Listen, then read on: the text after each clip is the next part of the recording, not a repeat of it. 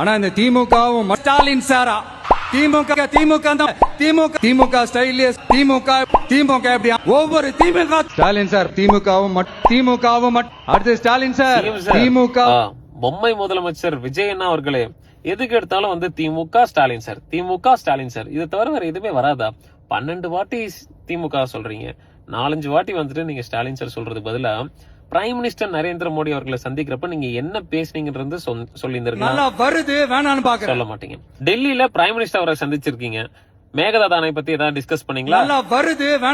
ரெண்டாவது தமிழ் தாய் வாழ்த்து வந்து நம்முடைய தமிழ்நாட்டுல ஆல்ரெடி நாங்க வந்து தமிழ் தாய் வாழ்த்து தான் முதல்ல பாடணும்ன்ற ஒரு ஜீவோவை நாங்க வச்சிருந்திருக்கோம், அதை பாஸ் பண்ணி இருந்திருக்கோம். அதை பத்தி நீங்க பேசாம அதை போய் நீங்க வந்து கெஞ்சிட்டு வந்திருக்கீங்க. தமிழ்நாட்டுக்காரன் போய் கெஞ்ச கூடாது சிஎம் சார்.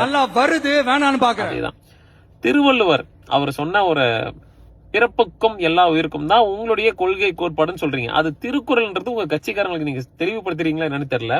பட் அவருக்கு வந்து காவி நிறம் பூசி கவர்னர் அவர்கள் வந்துட்டு மாலை மரியாதை எல்லாம் பண்ணிருக்காரு. அதை பத்தி நீங்க ஏதாவது சொன்னீங்களா? உங்களுடைய ஆட்சி காலத்துல லா அண்ட் ஆர்டர் இஷ்யூ வந்து பாத்தீங்கன்னா கிரைம் ரேட்ஸ் அதிகமா நடந்துட்டு இருக்கு. கிட்டத்தட்ட 30க்கும் மேற்பட்ட பெண்களுக்கு பாலியல் வன்கொடுமை நடந்திருக்கு. அதுல சூலூர் இஷ்யூ பத்தி நீங்க வாயை கூட திறக்கல. ஓகே, அதேதான்.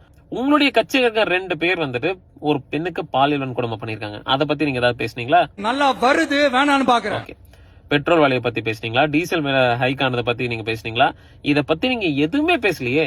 பிஎம் ஸ்ரீ பத்தி பேசுனீங்களா? மும்மொழி கொள்கையை பத்தி நீங்க பேசுனீங்களா? பிஜேபி பத்தி பேசுனீங்களா? மோடி அவர்களை பத்தி பேசுனீங்களா? அமித்ஷா அவர்களை பத்தி நீங்க பேசுனீங்களா? டெல்லிக்கு போயிட்டு நீங்க அமித்ஷா அவர்களை பார்க்காம வந்திருக்கீங்க, அது ஏன்னு ஏதாவது பேசுனீங்களா? பினான்ஸ் மினிஸ்டர் போய் நீங்க பாத்திருக்கீங்க, நிர்மலா சீதாராமன் மேடம் பாத்திருக்கீங்க, அவங்க என்ன டிஸ்கஸ் பண்ணாங்கன்றது ஏதாவது பேசுனீங்களா?